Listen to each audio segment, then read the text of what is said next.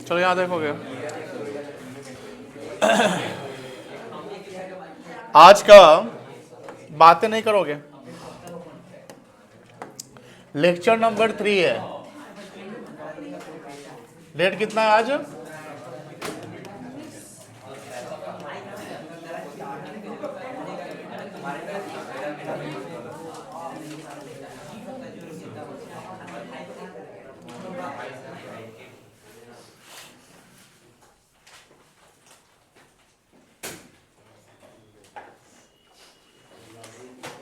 किसी को किसी से दिक्कत होगा फिर भी शांत रहेगा।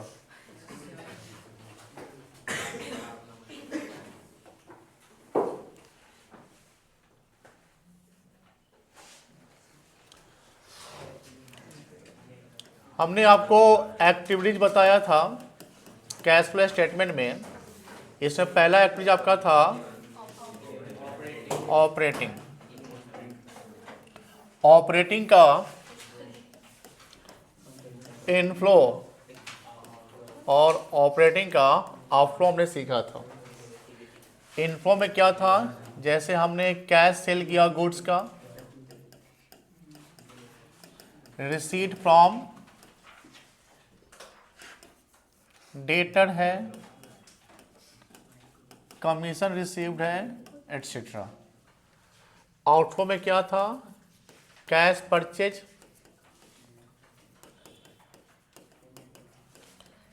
Payment to creditor, expenses paid, जो बिजनेस ऑपरेशन का खर्चा है। ये ऑपरेटिंग का इनफ्लो और आउटफ्लो था। अगर मैं बोलूँ डेप्रिसिएशन, तो डेप्रिसिएशन को बोल सकते हैं आप no flow. No flow in the sense ना इनफ्लो है ना आउटफ्लो, बिकॉज वो नॉन कैश, यानी any types of non cash item is the no flow, है ना, तो वो फ्लो उसका नहीं होगा। सेकेंड हमने देखा था इन्वेस्टिंग।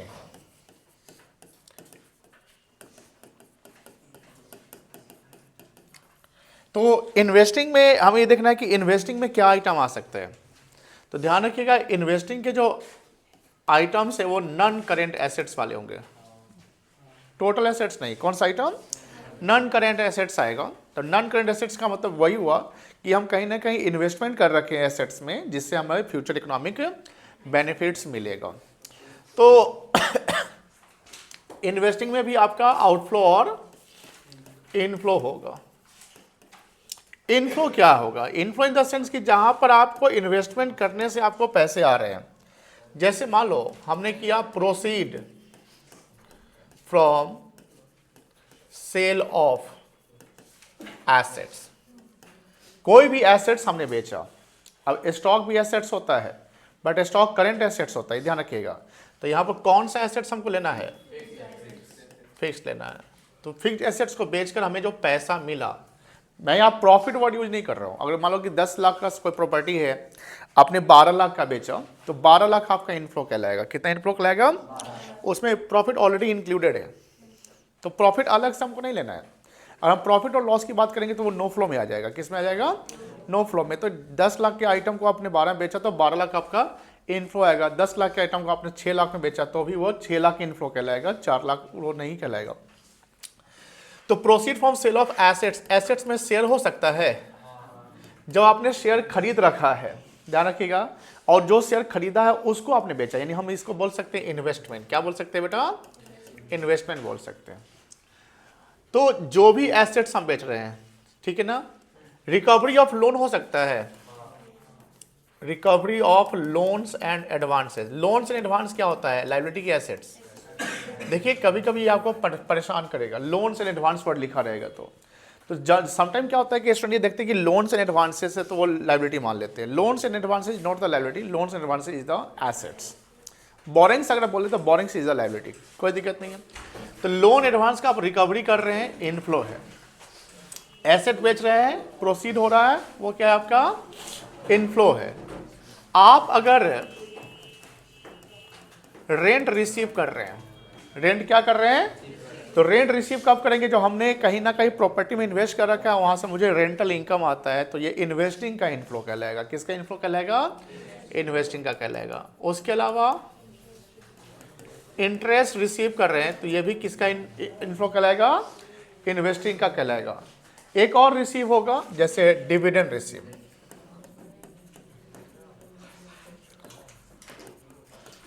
डिविडेंड रिसीव है तो वो भी इन्वेस्टिंग का इनफ्लो कहलाएगा। डिविडेंड रिसीव कब करेंगे हम? जब शेयर में कहीं इन्वेस्टमेंट कर रखे हैं और कंपनी मुझे डिविडेंड दे रही है। तो these are the inflow of investing activities. तो सर आउटफ्लो क्या होगा? इसी का उल्टा कर दो, जैसे परचेज ऑफ फिक्स्ड एसेट्स कह सकते हैं। और आपने एसेट्स खरीदा, पैसा गया, आउटफ्लो हो गया। सॉरी क्या बोले आप? परचेज ऑफ गुड्स नहीं जाएगा, परचेज ऑफ गुड्स आपका यहाँ जाएगा, आउटफ्लो हो जाएगा ऑपरेटिंग। हाँ, परचेज ऑफ गुड भी कह सकते हैं, परचेज ऑफ इनटेंजिबल एसेट्स कह सकते हैं। परचेज ऑफ इनटेंजिबल एसेट्स हो सकते हैं। तो इनटेंजिबल एसेट्स खरीद रहे हैं,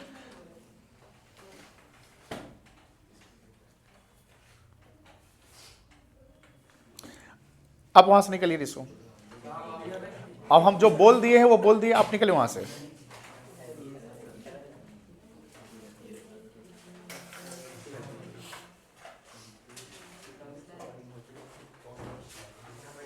वहां नहीं बैठिए, आप सबसे आगे आइए,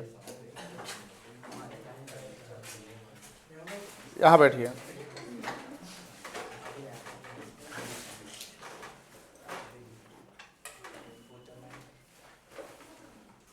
यहां फोकस करिए। परचेज ऑफ इनटेंजिबल एसेट्स, कोई भी इनटेंजिबल अगर हम खरीद रहे हैं, तो इनटेंजिबल एसेट खरीदने का मतलब हुआ जब इंक्रीज किया इनटेंजिबल एसेट। क्या हुआ बेटा? इंक्रीज किया। तो जैसे हमने कल एग्जांपल बताया था, गुडविल का बताया था। किसका बताया था? गुडविल का बताया था कि अगर गुडविल डिक्रीज हो रहा है तो उसको हम एमोर्टाइजेशन समझेंगे। क्या आप समझेंगे? एमोर्टाइजेशन समझेंगे, अनलेस वो सेल नहीं लिखा हुआ है। अगर लिख दिया कि सेल ऑफ गुडविल, तो आपको सेल मानना पड़ेगा। अब सेल ऑफ अगर इंटेंजिबल एसेट्स है तो कहाँ जाएगा बता सकते हैं? इनफ्लो ऑफ इन्वेस्टिंग, कोई दिक्कत नहीं है। तो यहाँ जो फिक्स्ड एसेट्स में हम ना टेंजिबल और इंटेंजिबल दोनों ले लेंगे। समझ में आ रही है कि नहीं आ रही है? जैसे आपने ब्रांड को सेल किया, आपने गुडविल को सेल किया, तो ये आपका इनफ्लो हो जाएगा इन्वेस्टिंग का। अब वही अगर आपने परचेज किया, सर कैसे पता चलेगा परचेज किया? याद करो, जैसे हम शेयर वगैरह पढ़े थे, तो आपने देखा कि नेट एसेट्स और पीसी का डिफरेंस गुडविल आता है। कब आता है? जब पीसी ज़्यादा होता है और नेट एसेट्स, तो यानी your net asset you taken the value of net asset is rupee 10 lakhs and your PC is 12 lakhs, है ना? तो 2 lakh is what? Goodwill, and that goodwill called purchase goodwill. हम लोग पार्टनरशिप में भी परचेज गुडविल और सेल गुडविल पढ़ रहे थे, याद होगा ना?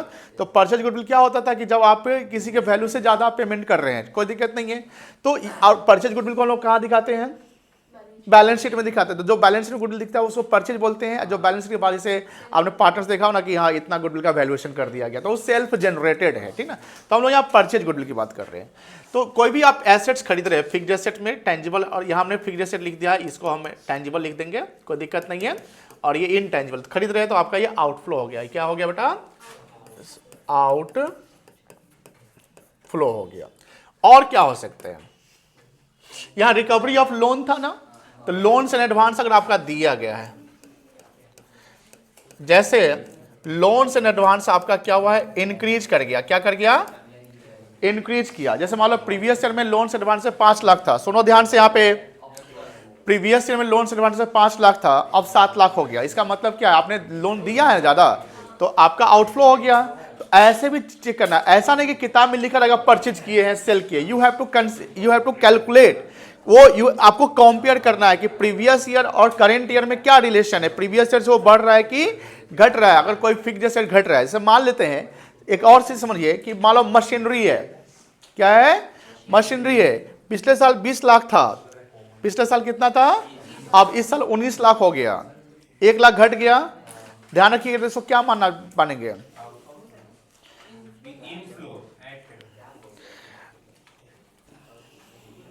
पिछले साल मशीनरी 20 लाख का था, इस बार 19 लाख का था, और नीचे परचेज सेल का इंफॉर्मेशन नहीं दिया है। इसको डेप्रिसिएशन मानिए, नहीं ये सेल नहीं होगा। सर ऐसा क्यों? अरे पूरे साल भर में मशीनरी का वियर एंड टियर हुआ ना, तो जब तक कंडीशन न लिख दे कि सेल किया गया है, you have to consider it as a depreciation, and depreciation no flow of cash. चलिए आगे चलते हैं। तो ये सब हमारा क्या है, एक तरीके से आउटफ्लो है।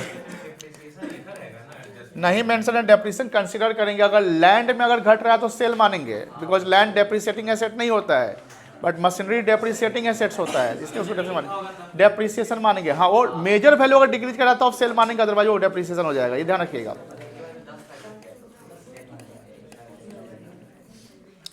परचेज ऑफ शेयर्स, शेयर्स आपने खरीदा, क्या होगा आपका, आउटफ्लो हो जाएगा। अब देखो ध्यान से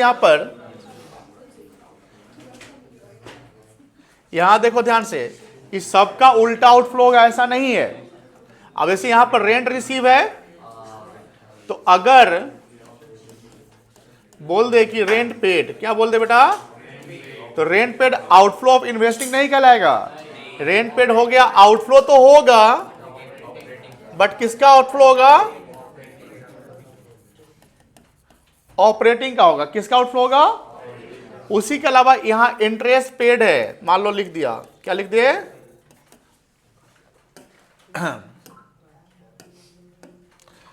इंटरेस्ट पेड। अब बताओ ये भी आउटफ्लो होगा ना, बोलो हाँ है ना, बट क्या ये आउटफ्लो इन्वेस्टिंग का कहलाएगा, नहीं। इंटरेस्ट पेड हम कब करते हैं, इंटरेस्ट पेड हम कब करते हैं, जब हम लोन लिए रहते हैं।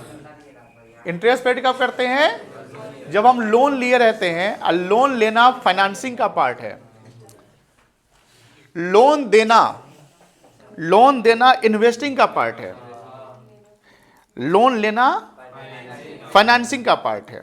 तो लोन अगर हम दिए और उस पर अगर हमको इंटरेस्ट मिल रहा है तो इन्वेस्टिंग का इनफ्लो हो गया। बट लोन जब हमने लिया और लोन लिया तो इंटरेस्ट हमको पेड करना पड़ेगा, तो ये लोन इंटरेस्ट पेड करना फाइनेंसिंग का पार्ट कहलाएगा, जो आउटफ्लो होगा। क्या होगा बेटा, तो ये थोड़ा सा डिफरेंस समझिएगा। अब देखिए डिफरेंस समझने के लिए आपको रेगुलर क्लास में कॉन्सेंट्रेट करना है, रेगुलर आना है, फोकस करना है। अगर आप फोकस नहीं करेंगे तो आप सोचते घर से पढ़ लेते हैं, सेल्फ कर लेते हैं, टैलेंटेड है तो आप कर लोगे, लेकिन आप में से कितने टैलेंटेड है, अब कोई यहाँ पर टैलेंटेड नहीं है, सब एवरेज है। गलती करोगे ही करोगे, बट गलती को कम से कम करें, तो इसके लिए आपको प्रॉपर क्लास करने है, हर चीज़ को देखना है। अब इंटरेस्ट का इन्फॉर्मेशन है, वो पेड है, रिसीव है, उसमें फंस जाओगे। डिविडेंड पेड और रिसीव, उसमें फंस जाओगे। रेंट पेड और रिसीव, उसमें फंस जाओगे। अब तीसरा क्या था आपका, डिविडेंड पेड। मान लो यहां देखो ध्यान से, क्या डिविडेंड पेड आउटफ्लो कहलाएगा, क्या डिविडेंड पेड आउटफ्लो कहलाएगा, यस कहलाएगा। डिविडेंड पेड आउटफ्लो है, बट अब बात यह है कि डिविडेंड पेड हम कब करते हैं, जब हम शेयर इशू करते हैं, शेयर सेल करते हैं नहीं, शेयर हम शेयर इशू करना, फंड रेज करना होता है। अब फंड रेज करना फाइनेंसिंग होता है, तो डिविडेंड पेड करना किसका पार्ट हो जाएगा। अब देखो डिफरेंशिएशन आप समझ रहे हैं ना। अब डिफरेंशिएशन समझने के लिए सिर्फ और सिर्फ बातें नहीं करो प्लीज, सुनो यहाँ पे। डिफरेंशिएशन समझने के लिए सिर्फ और सिर्फ कैश फ्लो स्टेटमेंट का चैप्टर को हम क्लास डेली कर ले तो समझ में आ जाएगा, नहीं आएगा। आप ये सब जो जवाब दे रहे हैं फाइनेंसिंग का होगा, कहीं ना कहीं आपने बीएसटी में भी मेहनत किया, फाइनेंशियल मैनेजमेंट पढ़ा, शुरुआत के क्लासेस किए, सब देखा, तब कहीं ना कहीं हर चीज़ को कोरिलेट किया जा रहा है। हर चीज़ को क्या किया जा रहा है, कोरिलेट किया जाता है कि हाँ फाइनेंसिंग मतलब फंड अरेंज करना। समझ गए, कोई दिक्कत नहीं है। अब बताओ ये इन्वेस्टिंग का आउटफ्लो और इनफ्लो समझ में आ गया, ऑपरेटिंग का इनफ्लो आउटफ्लो समझ में आ गया। अब थर्ड है आपका financing.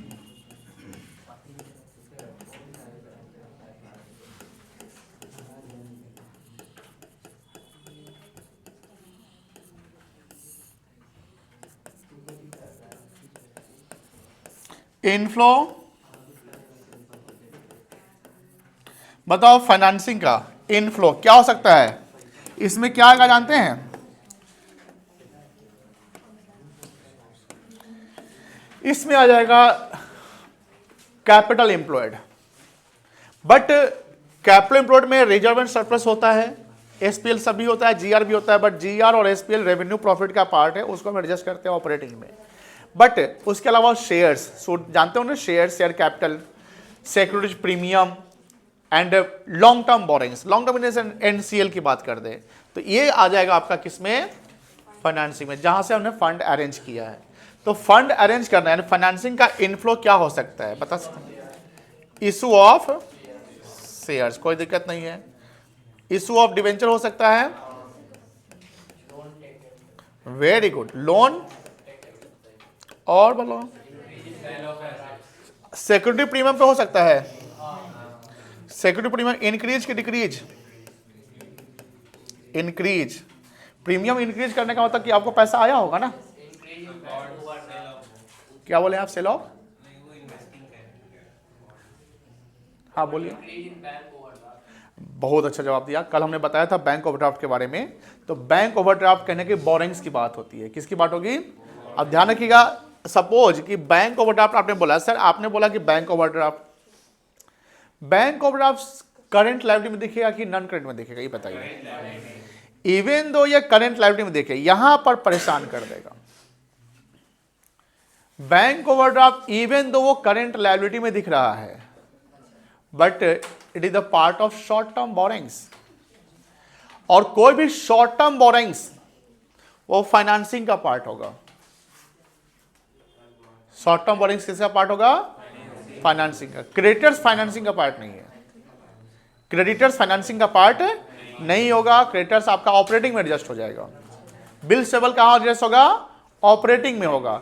But short term borrowings अगर हो गया, जैसे शॉर्ट टर्म डिवेंचर भी आ जाएगा ना, शॉर्ट टर्म डिवेंचर जानते हो ना, या बैंक ओवरड्राफ्ट हो गया, तो यहां पर अगर शॉर्ट टर्म बोरिंग्स आपका है, अब बताओ शॉर्ट टर्म बोरिंग्स इंक्रीज करेगा तब या डिक्रीज करेगा तब?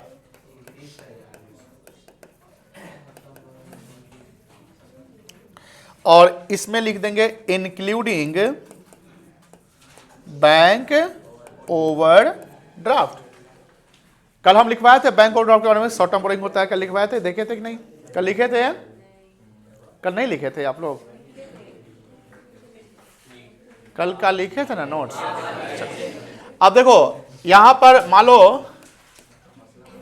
रिडम्पशन समझते हैं, रिडम्पशन, रिडम्पशन ऑफ शेयर्स होगा, रिडम्पशन ऑफ डिवेंचर हो जाएगा, और क्या हो जाएगा? रीपेमेंट ऑफ लोन हो जाएगा। यहां देखो डिविडेंड पेड हो जाएगा, इंटरेस्ट पेड हो जाएगा। क्या रेंट पेड होगा? क्या रेंट पेड होगा? नहीं होगा। कहां जाएगा? ऑपरेटिंग में जाएगा। और कुछ हो जाएगा? ये अगर डिक्रीज करेगा तो, जैसे बैंक ओवरड्राफ्ट हो गया, ऑपरेटिंग, समझ गए? कोई दिक्कत नहीं है, नोट डाउन करिए यहां तक पहले।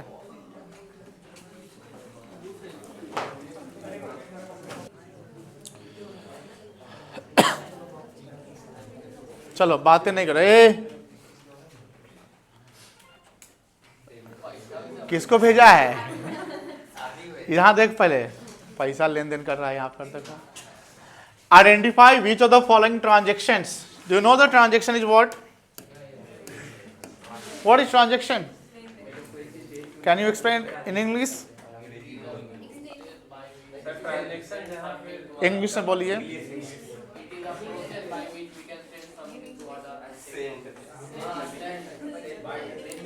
All are wrong. Exchange of goods and services for consideration. Exchange of goods and services for consideration is called transaction. Are classified or shown as operating by non-financing company. Non-financing मतलब जो banking sector में नहीं है, जो goods manufacture कर रहा है, cell कर रहा है, या सर्विस प्रोवाइडर है। तो आपको यहां पर यह बताना है कि कौन सा ऑपरेटिंग आइटम है। ये नहीं बताना कि इनफ्लो है कि आउटफ्लो, एकदम सिंपल है। ऑपरेटिंग आइटम यानी इन्वेस्टिंग नहीं दिखाना है, फाइनेंसिंग नहीं दिखाना है। बताइए, पहला है, दूसरा है, तीसरा है, चौथा किसका पार्ट है? ये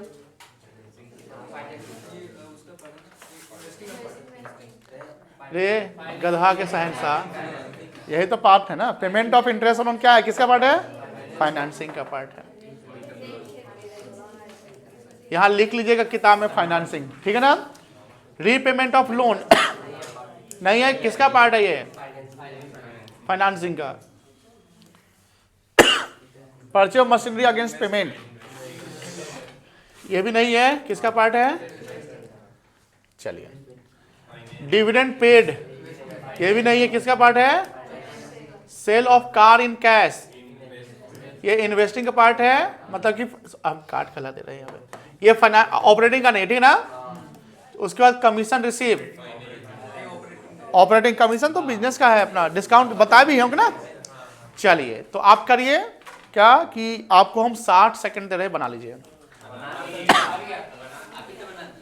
फोटो खींच लो सब लोग। नहीं ऐसा नहीं है कि बहुत का डाउट हो सकता है बेटा, आप लोग को समझ में आ गया? फोन लाए हैं, फोन लाए हैं, तुम देखो करती हो, ठीक है। चलो एक काम करते हैं हम लोग, इलस्ट्रेशन 2 आप खुद बनाइए, हम छोड़ देते हैं, हम आपको हेल्प नहीं करेंगे, ठीक है ना।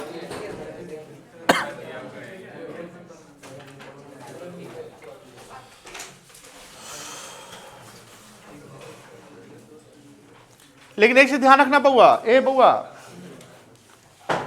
ये कौन से कंपनी के लिए है? तो फाइनेंसिंग कंपनी अगर इंटरेस्ट रिसीव कर रहा है तो ऑपरेटिंग का पार्ट हो जाएगा, समझ गए ना? समझ में आ रही है ना? बताइए इसका आंसर, या बना लीजिएगा घर पे। बन गया नहीं, ये HW कर देते हैं, illustration 1 HW 1 into HW।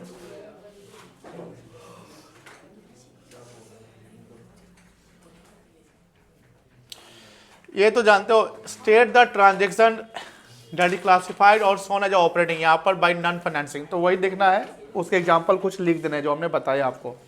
Illustration 3 HW कर लीजिएगा, समझ गए? लिख रहे ना? कल हम सबका कॉपी चेक भी करेंगे, ध्यान रखिएगा। अब ये मत बोलिए कि सर नहीं बनाया, भूल गए हैं। चलिए,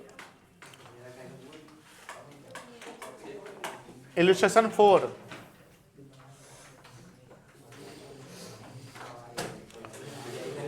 identify out of the following transaction that are classified or shown as investing activities by non-financing company and financing company।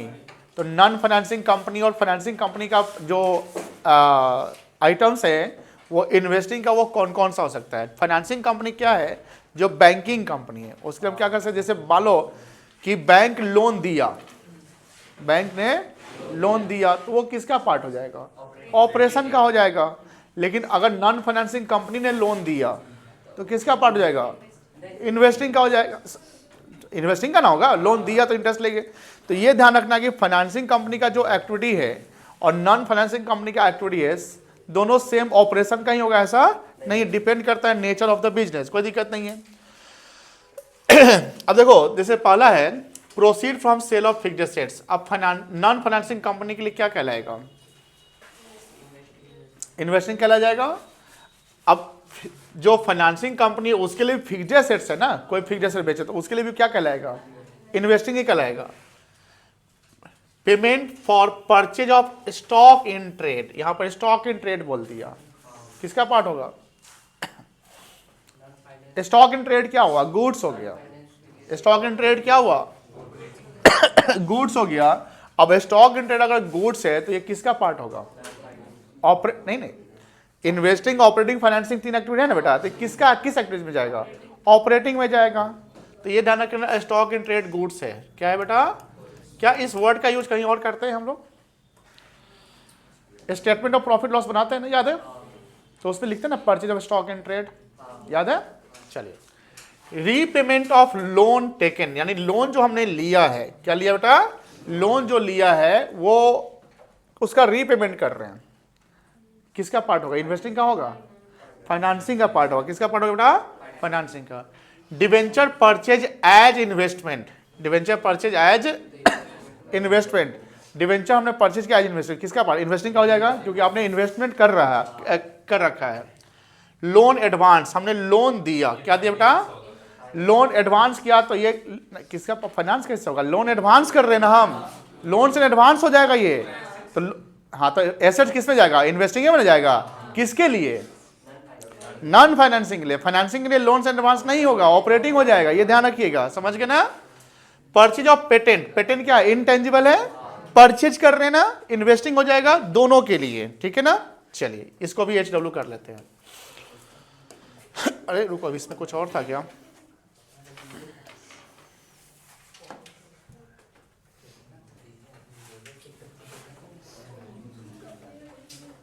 सवाल यहां पर देखो ध्यान से,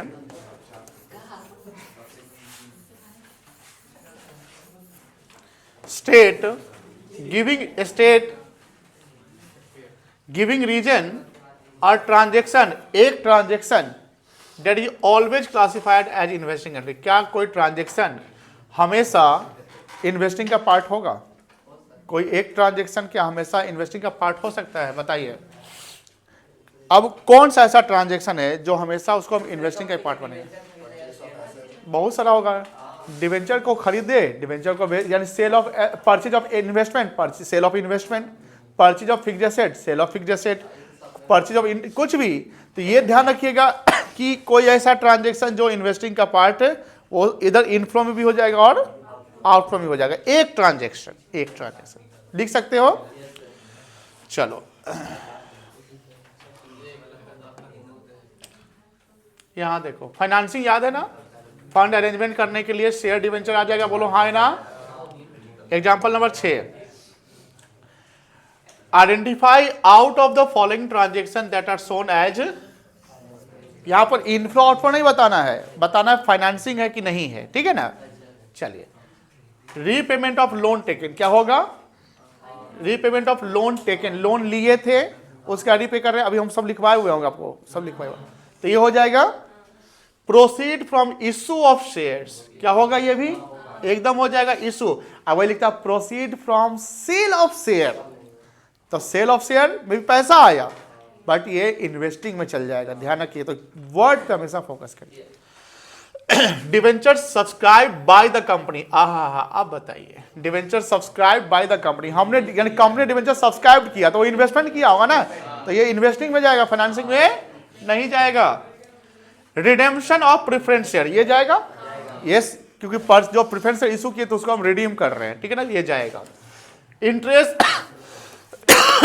पेड ऑन बोरोइंग्स, ये भी जाएगा, वेरी गुड।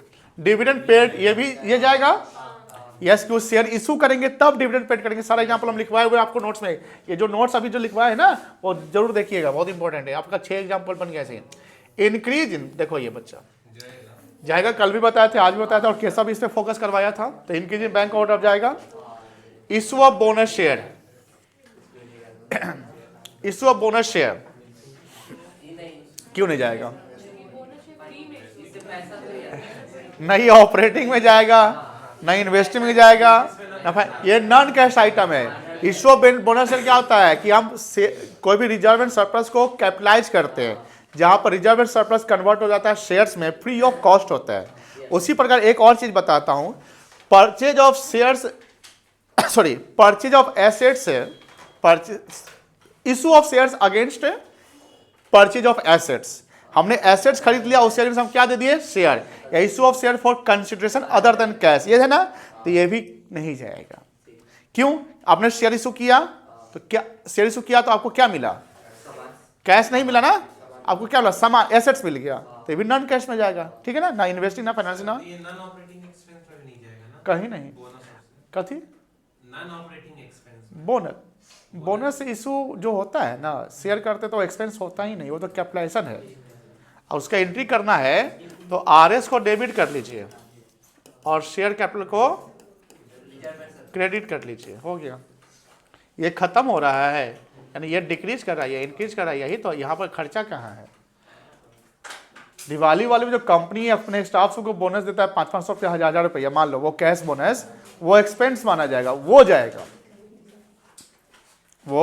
जाएगा और वो ऑपरेटिंग में जाएगा। ये ध्यान रखिएगा, पूछ देगा कि bonus as a cash payment किया गया एम्प्लॉय को या इंसेंटिव पेमेंट किए, शेयर नहीं लिखा हुआ, बोनस सिर्फ लिखा, यहाँ बोनस इशू बोनस से लिखा ना, तो ये तो आप रेगुलर हर साल पेमेंट करते हैं, तो आपको पता है कि बोनस देना है, जिस एक्सपेंस का आपको पता ही नहीं है तो वो आपका एबनॉर्मल होगा, नॉन ऑपरेटिंग होगा, लेकिन बोनस हमको देना ही पता है तो क्या जाएगा, ऑपरेटिंग में जाएगा। चलो यहां देखो, ये हो गया 6 नंबर।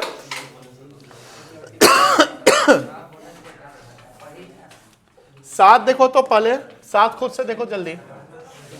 7 देखो,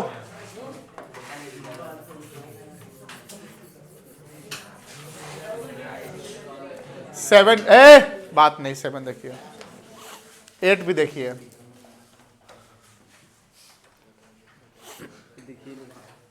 किताब खोल ना तुम, नहीं दिख रहा है 7 और 8।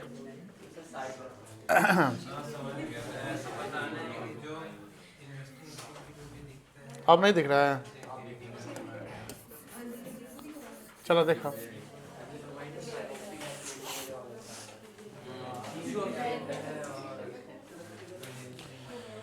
सेवन में है स्टेट गिविंग रीजन और ट्रांजेक्शन, एक transaction that is always classified as, क्या होगा, issue of shares, interest paid on borrowings, loan taken, loan, redemption of preference share, dividend paid, ढेर सारे ट्रांजेक्शन हैं, कोई दिक्कत नहीं है। चलिए, give a transaction a part of which is shown as investing activity and a part which is financing. कोई ऐसा चीज बताइए, कोई ऐसा चीज बताइए जिसका एक पार्ट इन्वेस्टिंग का हो जाए, एक पार्ट फाइनेंसिंग का हो जाए। बहुत सारा हो सकता है। लोन में कैसे होगा बताइए।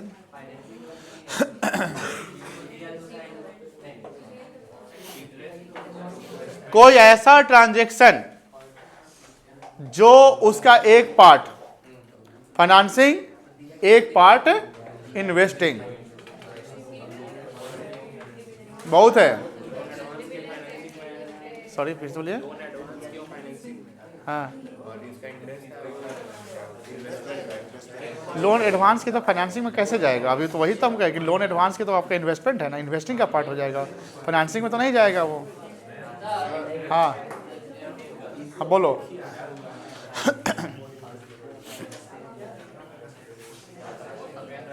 बोलिए, सोचिए, बोलिए। एक बच्चा बोला सर लोन एडवांस किए तो फाइनेंसिंग का हो गया, इंटरेस्ट मिल रहा तो इन्वेस्टिंग का, तो ये गलत है। लोन एडवांस करना भी इन्वेस्टिंग का पार्ट है, ये ध्यान रखिएगा। लोन लेंगे तब फाइनेंसिंग हो जाएगा, समझ गए। और बोलिए कोई, देखिए जब तक आप नहीं बोलिएगा, समझाइएगा नहीं, जवाब नहीं, गलती भी जवाब लेकिन आप दीजिए तब आपको और क्लियर होगा। बोलिए और कोई, आप क्या बोल रहे थे? इंटरेस्ट पेड और रिसीव, तो दोनों तो दो अलग अलग ट्रांजेक्शन हुआ। एक ट्रांजेक्शन कहाँ हुआ? इंटरेस्ट पेड के तो एक ट्रांजेक्शन हुआ, इंटरेस्ट रिसीव के तो एक और ट्रांजेक्शन। एक कोई ट्रांजेक्शन जिसका पार्ट आपका इन्वेस्टिंग और एक पार्ट फाइनेंसिंग का होगा। हाँ बोलिए, सॉरी फिर से बोलिए। डिविडेंड, तो डिविडेंड रिसीव इन्वेस्टिंग का हो गया। हाँ, फिर तो अलग ट्रांजेक्शन हो गया ना। यहां लिखता है ए गिव अ ट्रांजेक्शन जिसका एक पार्ट इन्वेस्टिंग और एक पार्ट फाइनेंसिंग।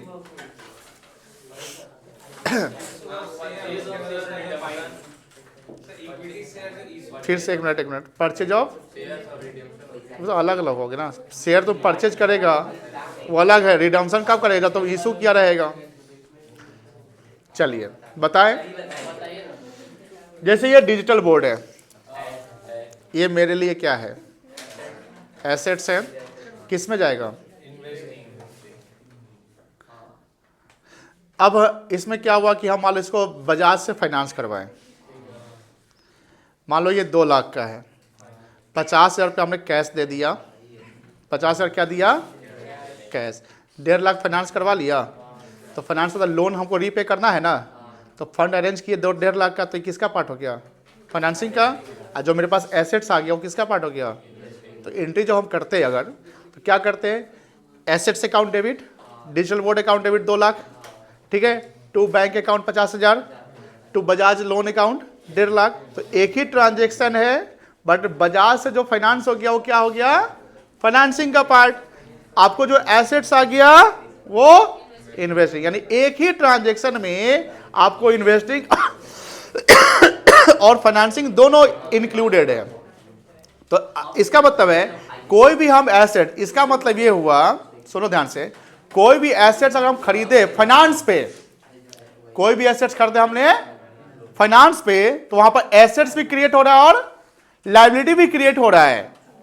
एसेट्स भी क्रिएट हो रहा है और लायबिलिटी भी क्रिएट हो रहा है। तो किसका पार्ट हो जाएगा आपका? दोनों का, इन्वेस्टिंग और फाइनेंसिंग दोनों का हो जाएगा। लिख लो इसका आंसर लिख लो, इलस्ट्रेशन 8 आंसर लिखो, लिख लोगे आंसर?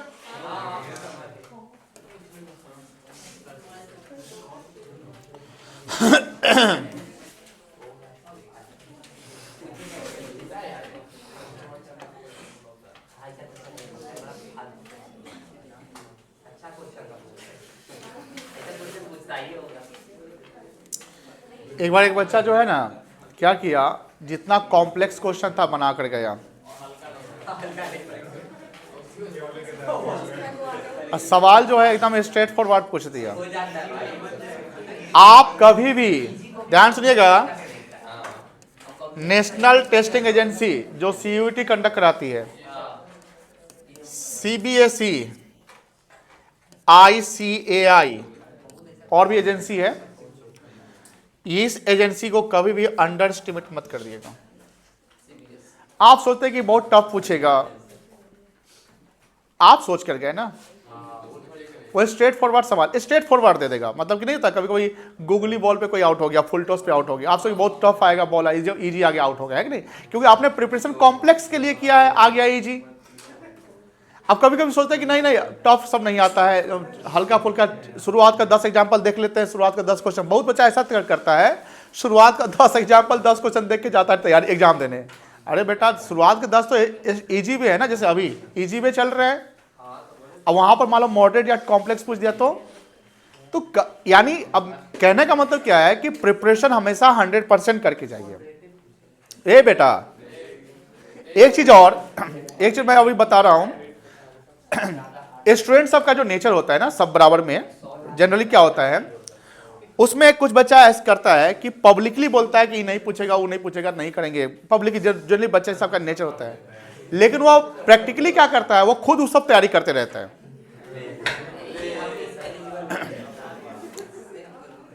क्योंकि जान रहा है कि सब तैयारी कर लेगा तो फिर बराबर हो जाएगा, ये हमसे अधिक ला सकता है। इसलिए हमेशा सेल्फ इंटरेस्ट, अपनी तैयारी, किसी पे नहीं, पूरा किताब 100% बनाकर जाना है। ये नहीं पूछेगा, वो पूछेगा, भाई उसका बात हम क्यों सुने, समझे ऋषभ जी? सब पढ़ के जाइए, हाँ एकदम मानिए आप। क्या है, हम कभी बोले हैं ये बात, कभी बोले हैं, पहले बताइए ऑन रिकॉर्ड कभी बोले हैं कि बात नहीं पढ़िए? हमने बोला कि सिलेबस में नहीं है, कुछ चीज आपका सिलेबस में नहीं तो भी पढ़ाए थे। कौन सा चैप्टर था जी? इशू ऑफ रिडम्पशन में पढ़ाए थे। काहे हम छोड़ेंगे, हमको क्या मालूम, वही 1 नंबर का सवाल आ गया, बोलेगा सारी सवाल आप कहाँ पढ़ाया था, सिलेबस में था। ध्यान रखिए बेटा। क्या बेटा? नहीं, हटाया हुआ है आपको, एनपीओ हटाया हुआ है। पहले एनपीओ पढ़ना था, आप लोगों का सिलेबस बहुत कंडेंस कर दिया है। पहले आपको जो फाइनेंशियल अभी फाइनेंशियल मार्केट पढ़े ना, तो फाइनेंशियल मार्केट में मनी मार्केट का जो इंस्ट्रूमेंट हटा दिया, लेकिन पहले पढ़ना था। यहां देखो 9 जो है कर देते हैं, देखो इसको 9 में क्या करना है, ऑपरेटिंग, इन्वेस्टिंग, फाइनेंसिंग और कैश एंड कैश इक्विवेलेंट, चारों आइटम बता दिए हैं। ये हम इस पर डिस्कस नहीं करेंगे, it is homework for you, okay.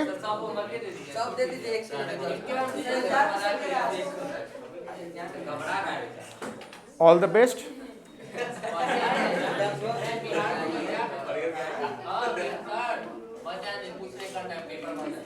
फिर हमारा उनसे टॉक हो रहा है ना, चलिए 10 सुनो बउआ रे, इलस्ट्रेशन 1 to 10, ठीक है।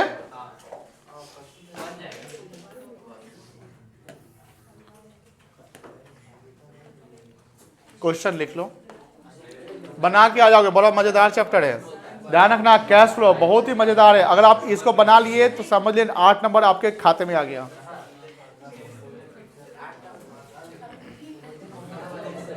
क्वेश्चन रे, क्वेश्चन लिखो 1 2 3 4।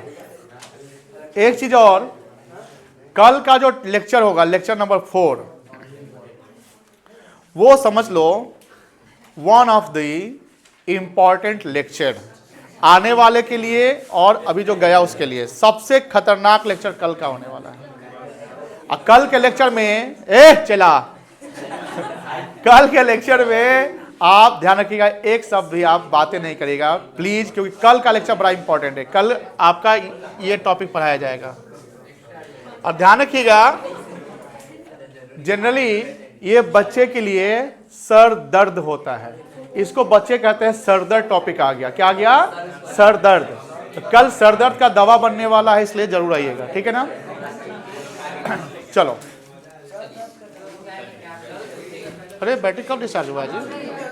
अच्छा ठीक है, टाइम पे हुआ है ना,